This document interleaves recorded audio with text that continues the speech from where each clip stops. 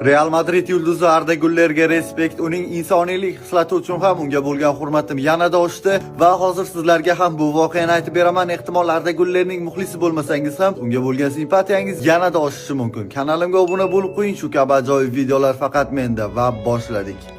Xo'p, voqeani batafsil aytib beradigan bo'lsam, Arda Güler Real Madridni imzo maoshidan olgan 5 million yevrosini, oylik maoshidan tushgan 30% pulni va reklama va hamkorlikdan kelgan 20 million dollarni 2023-yil dahshatli zilzila oqibatida vayron bo'lgan Turkiyadagi uylarni qayta qurish bo'yicha ishlaydigan Hatay Yeniden tashkilotiga Arda Güler shaxsan o'zi borib yuqorida aytilgan summalarni shunchaki bergan.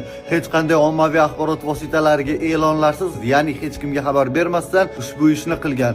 Bilasizmi, Arda Güler zilzila payti 18 yoshda bo'lgan va shunchaki chetdan turib tengdoshlarini, vatandoshlarini iztirob ila kuzatgan. Uning qo'lidan hech narsa kelmagan. Hozir esa o'sha iztirobni amalga aylantirgan holda butun yurtdoshlariga yordam bermoqda. O'sha zilzila oqibatida 500 mingga yaqin insonning umriga zomin bo'lgandi va millionlab odamlar uysiz qolgan. Arda Güler yuqorida bergan pullar evaziga kamida 150 ta uy, ko'chma shifoxonalar va kutubxonalar, umuman maktablar qurdirish mumkin va yana bir qancha inshootlar bilan birgalikda umuman hech narsasiz, hech vaqosiz qolgan bolalarni ta'minlash mumkin o'quv qurollari, kiyimlari bilan. Ko'ryapsizmi, birgina yordam qanchalik insonlarning hayotini saqlab qolishga, qanchalik insonlarni uyli va baxtli qilishga erishyapti. Shuning uchun ham Arda Gülerga respekt. Bu haqiqiy musulmonning amalidir.